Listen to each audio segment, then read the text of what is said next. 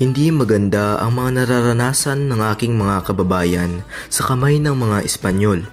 Marami ang naghihirap, nagdurusa at nag-aasam ng kalayaan. Kaakibat ng pangarap ay ang paghihinagpis, liwanag at kadiliman. Sa kadiliman ay paniguradong may nagtatangis, nagmamakaawa. Hindi na ako makapagtiis sa pagdating ng araw kung kailan wala ng kadiliman. Kaya sa aking mga kalaban, huwag niyo akong salingin. Noli me tangere.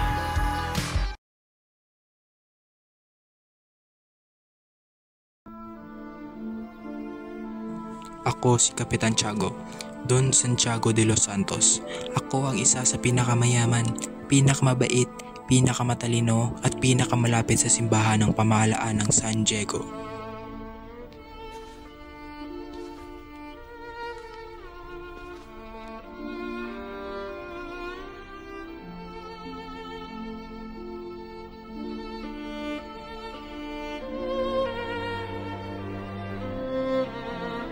Ito ay kaunti lamang, ngunit sana makatulong ito sa iyo.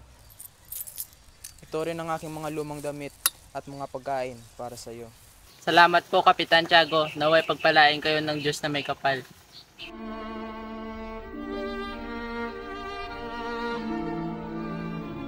Noong bata pa ay hindi nakapag-aral dahil sa kakuriputang taglay ni Ama. Ngunit sa kabila ng lahat ng iyon ay nagawa kong mamasukan sa isang paring Dominiko. Santiago, ikay na mamasukan rito upang mag-aral. Kapalit ng paninilbihan mo sa akin, maliwanag ba iyon? Opo, Padre. Gagawin ko lahat ng aking makakaya at mag-aaral ako na mabuti para masukian ko din ang pagpapaaral mo sa akin. Aking napangasawa si Doña Pia Alba. Sa aking sipag at tiyaga sa pangangalakal ay napayabong naming mag-asawa ang aming kabuhayan. Subalit, Santiago, 6 na taon na tayong magkasama ngunit hindi pa rin kita nabibigyan ng supli. Ako'y nanalangin, nagtungo kung saan-saan at lahat ay aking nagawa upang tayo bibigyan ng anak.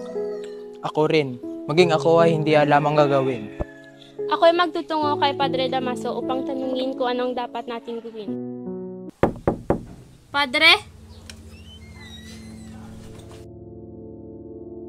O Pia, nandito ka pala. Bakit ka na parito? Narito ako ngayon upang humingi ng payo sa kung ano ang dapat gaming gawin ni Santiago.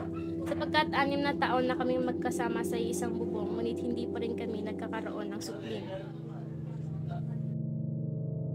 Subukan mong manalangin sa Birhen ng Obama. Tiyak ako na mabibigyan kayo ng supling. Sige po, Padre. Maraming salamat po.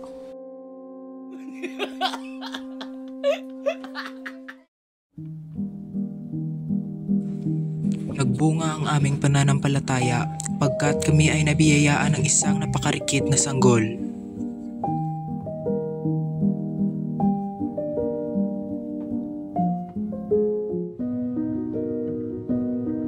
Naging magkababata sila Maria Clara at Crisostomo. Ngunit, nang mag-14 si Maria Clara ay kinailangan niyang mamasukan sa kumbento ng Beaterio ng Santa Catalina at ang binata naman ay nag-aral sa Europa.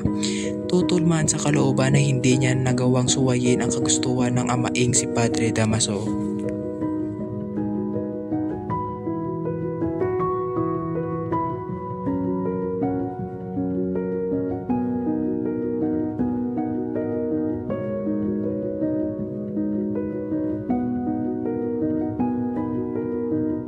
Don Rafael, napupuna mo ba ang ating mga anak?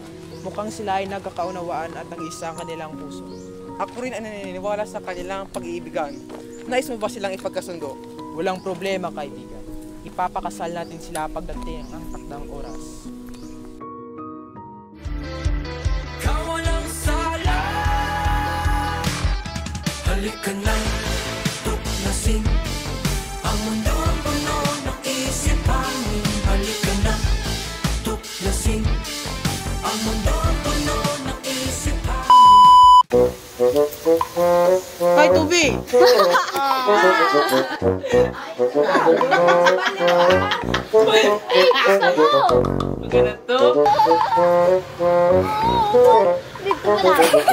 Ano ito upang mag-aral kapalit ng pag...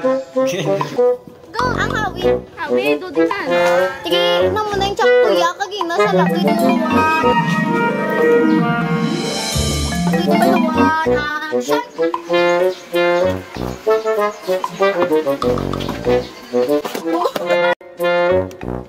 Ay, guwapo. Okay.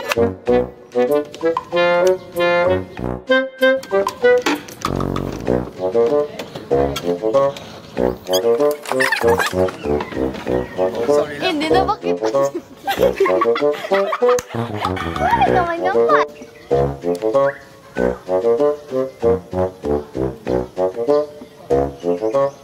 Ay,